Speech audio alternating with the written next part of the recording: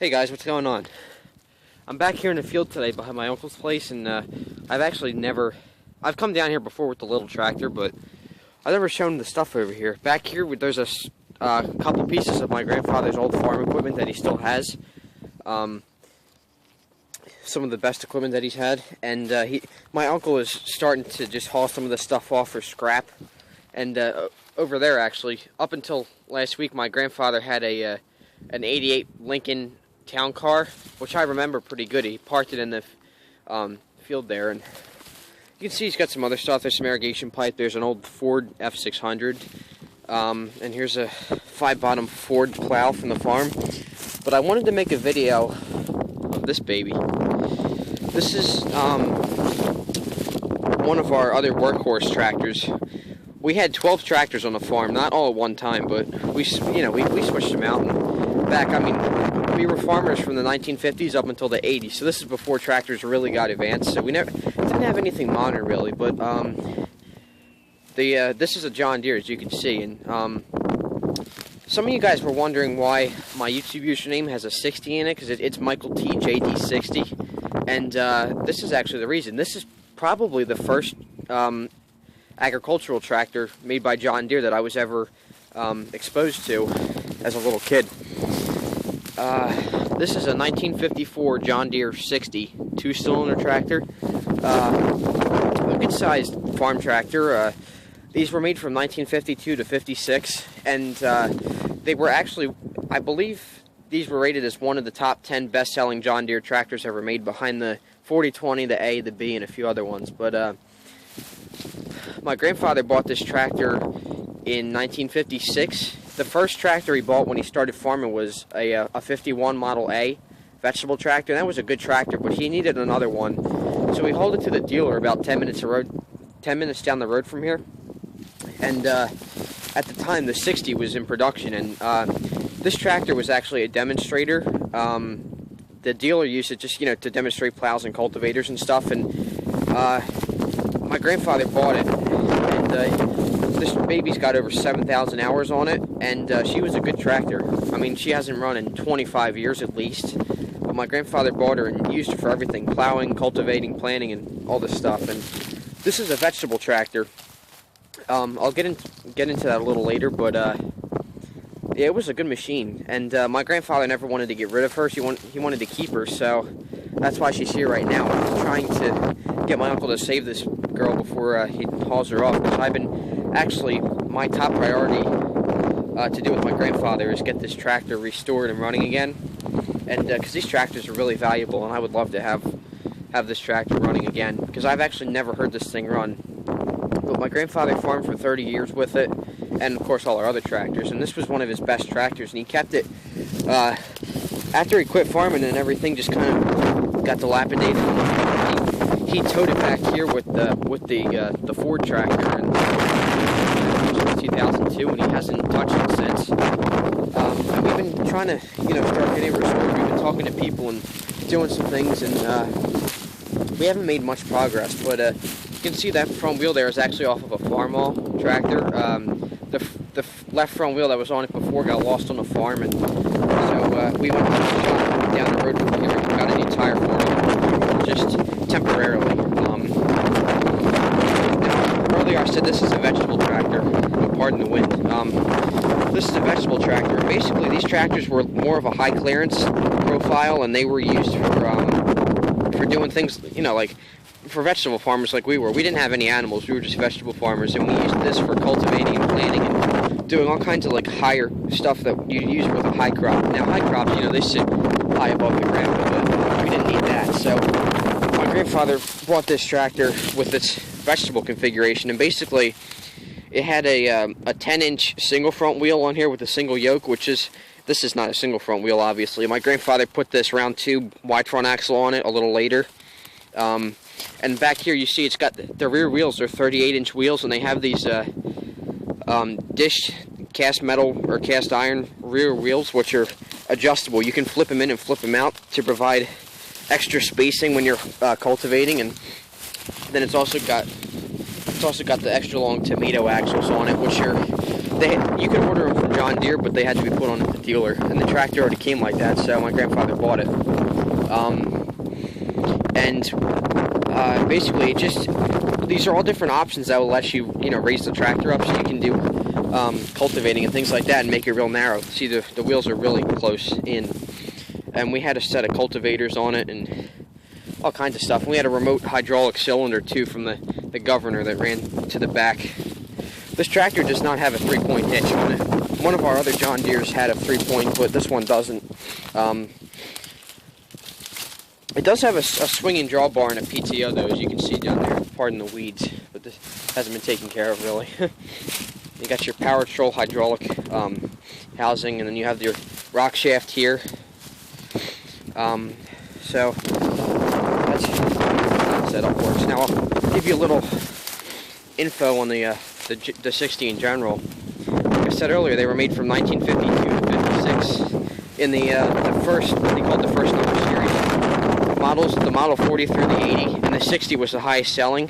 I mean, it was a medium-duty row crop tractor with a lot of options and different engines and things like that. It went through a lot of changes, and 60s are real popular. It replaced the Model A, which was John Deere's flagship tractor from 1934 to 1952, and then the 60 carried on with lots of new options. So this one was built halfway through production, and I've been trying to get some information and stuff on it. So, I mean, you guys can kind of see it here. This old girl's really rusting away and everything. It was sitting on the farm for years. It just sat right next to the farmhouse, and we just never touched it. And then we towed it back here, and you can see, I mean, the tires are getting all worn down and stuff like that. Get on the other side here. You can see what the other side looks like. This is the flywheel side of the tractor. Let me get through here real quick.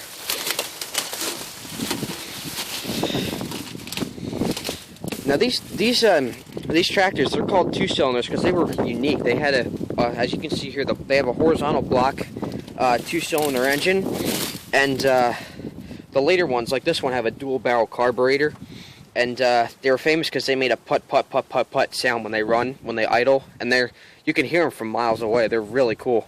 So that's why they're called the 2-cylinders, and they were classic. John Deere made over 1 million of them, different models from the first tractors that they made up until 1960, and then they started getting into more modern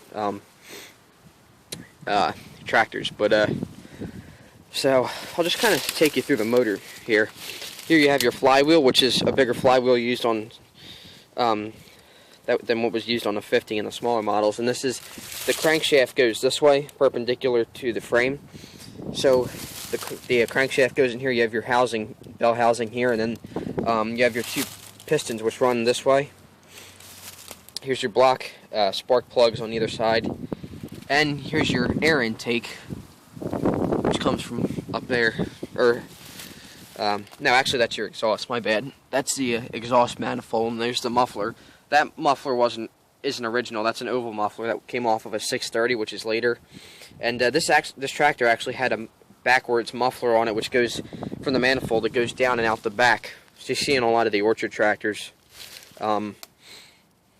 Yeah. So yeah, so there's your block. Here's your valve cover here, or your head. Got your dual barrel carburetor here, which has it's a cyclone type fuel intake, which is really efficient. Then you see it's got the dual barrels in there. Here's your choke and your fuel lines and everything, and your throttle, and here's your valve cover, toolbox, which was optional on these tractors. And this, I just got some junk parts in there. There's the ignition coil, which is one of the reasons why the tractor won't start, but like I said, the motor's been seized up. So this is your governor here. This is the pump for the what John Deere called the power control hydraulic system. And this is a bracket for the tachometer, the hour meter, and this is the wire to it. But the wire always kept breaking, so I know for a fact we have over 7,000 hours on this tractor, but not sure exactly how many. So there's the governor. Then this is your fan shaft here, which is like a drive shaft. It goes up into your fan housing. You have the fan up in there, and the radiator. There's your water pump down there with the belt still intact. Here's your oil filter here. I mean, you see this, it's all rusty and everything, but here's your sediment bowl, and this is actually one of the most important things you have to do when you run the tractor. You have to just turn this little knob here and let the fuel fill up the bowl. And this fuel's been sitting in there for 10 years, so I doubt the tractor would start. If we could somehow unstick the engine and get the battery and everything on it, then yeah, still wouldn't run. Here's the grill with the power steering pump, which is in there. You see on the decal power steering. Power steering was introduced on these models in 1954, which is this model year. So this was built not too long after they came out with it, and this just happened to have it, and it's so much easier. The power steering models had a 3-spoke steering wheel that went through the hood. Actually, all the tractors had a steering wheel that went through the hood from this time before they modernized, and the pump is in there, and it goes down, and you got your adjustable wide front axle, which I believe goes to a maximum length of 120 inches, you know, just for the farmer's choice for whatever he needs it for. The gas tank is up in here. I'm not exactly sure how many gallons of gas the thing holds, but they burn about 1 gallon an hour when you're running full throttle, so that's not too bad. You got your radiator water fill cap there. There's a gas cap. I'll take you up on the back. It's like in the old days, you got to climb up these things on the back. Alright, so this is obviously where the seat would be. Let me zoom in here. There you go. So the seat would be right here, but someone actually came back here and took the seat off of it, and the batteries kept under the seat. You can see there's the cable there. So it wouldn't start anyway. This is the power steering decal on the steering wheel. The steering wheel cover is all rotted out, dry rotted. You have your 2 headlight lenses, which are pretty bright. And here's all your controls, really. Pardon the branches here. Got your axles. So down here on the dash, you got your 3 gauges: water temperature, oil pressure, and the ammeter. And a lot of these had other options too, like there's a hole for a cigarette lighter, and then the later models actually had a wider dash. And here's your ignition switch here. This had some weird plastic knob on it, but that's not the switch most of these tractors use. There's a hole for the fuel shutoff, which is actually only used on the all-fuel tractors, because the 60 was available in gasoline, propane, which had a big tank on the hood, and all fuel, which lets you use like tractor fuel and kerosene and things like that. And that's what lets you switch the fuel. So that's off. Start it up on gas and then switch it to your. Here's the choke. The carburetors on these things are a little picky when it's cold, but it just takes some getting used to. There's your work light, which that's never worked. The switch here, I mean, you can't see it on here, it's all rotted out, but the switch usually has like the different light positions. One's just ignition off, ignition on. One has the lights, one has the dash light, and then one has the back light, which is mounted on the seat, and that's long gone. Down here, you have your 6-speed transmission. It uses 6 speeds in reverse. 6 gear goes about 15 miles an hour down the road, and it's pretty cool. I have drove another 60 before. It was an early 60, so it had no power steering, and it was fun to drive. I was running in 3rd gear, but I would have loved to taken it down the road, but that was a long time ago. See the shifter's actually kind of coming out there. Down here you have your manual engagement PTO, which just goes right down. These were available after a while. They became available with a live independent power takeoff instead of a transmission driven, and that's what this has. So this is independent. This is all seized up, of course, but here's your throttle. And my grandfather tied that up for some reason. You push it forward to open it up and bring it back to close it. You got your turning brakes, which are real useful, like when you're in the sand. You just have a pedal here. Most people who don't know these tractors would think that it's a pedal to go, but I'll show you in a second. So you push this in, and then there's a flap right there. You just use it to lock it in. Those are disc turning brakes. They're always rotating, so control. Now, another thing that the John Deeres were known for back in these days, and actually some farmers didn't like them, was a hand clutch.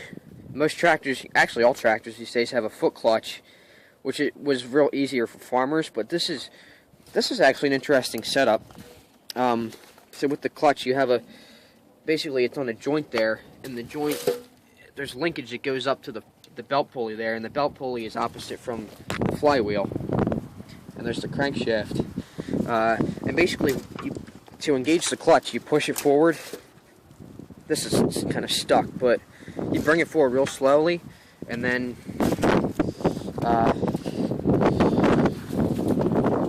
right there's a fork there's operating bolts on the inside of that fork, and when you push the clutch in, it removes the fork from the pulley it removes the fork from the pulley and lets the pulley spin, and then you start moving. So, and then you just pull it back to disengage it, and then to engage the PTO, you flip the lever forward and push the clutch in.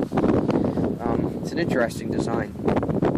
I actually, to be honest, I find these to be a little bit safer, because if you fall off the tractor and it has a foot clutch, it's going to be a lot harder to stop, because the foot clutch, the tractor moves when your foot isn't on it. So I kind of think this is a little safer in my opinion. But a lot of farmers didn't like these tractors because they had the hand clutch and the horizontal motor, when all the other guys were using 4- and 6-cylinder uprights. But I like these because they will always be a classic. There's a pulley that should be on that, but it's not. Here's your distributor. Again, you have the 2 spark plugs here, so that goes to either side. There's the lines for the hydraulic. Headlight lenses are broke. Here's the other side of the carb, which is actually, there's a line missing here. The coil again, and this is your generator, which runs runs off the fan there. The fan's all rusty. I'm not sure if you can see it on the camera, but yeah. Down here at the bottom of the crankcase, there's a petcock right there. It's what you use to drain the oil. There's the serial number tag. You can't exactly see it. But the serial number tag states that this tractor was made in '54, so yep. This tractor has, for the vegetable purposes, it's got 38-inch tires on the rear with the cast centers, like I said earlier, and it's got 7.5 by 18 tires on the front, which is actually bigger than stock. The stock ones that they gave you were 6 by 16, but we just had these, and it was actually a pain to find that other tire, because most tractors don't use those now. I've seen a few 60s that the farmers just put the big tires on them, but it's not as common. So yeah, so that's really it. She's a good tractor, or she was anyway when she ran. My grandfather has a runner for 25 years at least. Towed her back here in 2002 after sitting on the farm for so many years. It's just been rotting away. This has actually been a restoration project for years. We just haven't had the time or the money to get to it, and now I have my own little John Deere to worry about. So yeah. But we'll get it restored one day, and it'll run really nice. So, and for those of you who are wondering, that's why my username is MichaelJD60. So, yep. First John Deere tractor I was ever exposed to. Coming down to the farm all the time. Unfortunately, the farm isn't here anymore, but some of our stuff still is. I mean, we've got some of the extra attachments and stuff with her, but she was a good tractor. So maybe sometime in the far future, you guys will get to see this baby run again. Let's keep our fingers crossed. All right. So there you guys have it. That's the John Deere 60, 1954 model, and hope you enjoyed this. Comment, rate, and subscribe. Take care.